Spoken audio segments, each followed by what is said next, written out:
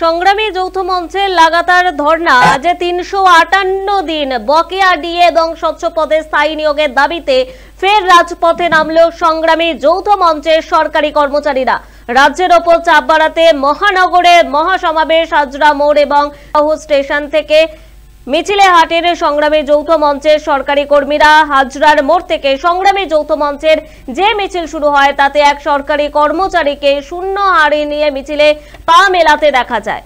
আপনাদেরকে আরো একবার জানিয়ে রাখবো, সংগ্রামী যৌথ মঞ্চের লাগাতার ধর্নায় আজ ৩৫৮ দিন সেখানে দাঁড়িয়ে বকেয়া ডিএ এবং স্বচ্ছ পদে স্থায়ী নিয়োগের দাবিতে ফের রাজপথে নামল সংগ্রামী যৌথ মঞ্চের সরকারি কর্মচারীরা।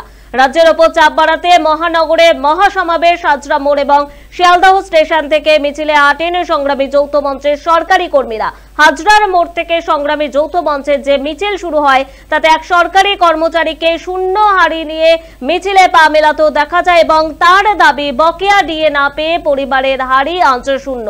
অন্যদিকে গলায় চিড়ে ভাজা মুড়ি চা কফির কাপ ঝুলিয়ে প্রতিবাদে সামিল হন ২০০৯ সালে দক্ষিণ ২৪ পরগনার বঞ্চিত এক প্রাথমিক শিক্ষক এবং তার দাবি মুখ্যমন্ত্রী বলেছেন চা তেলে ভাজা বিক্রি করতে, তাই এগুলো নিয়ে শিক্ষিত হয়ে রাস্তায় হাঁটছে।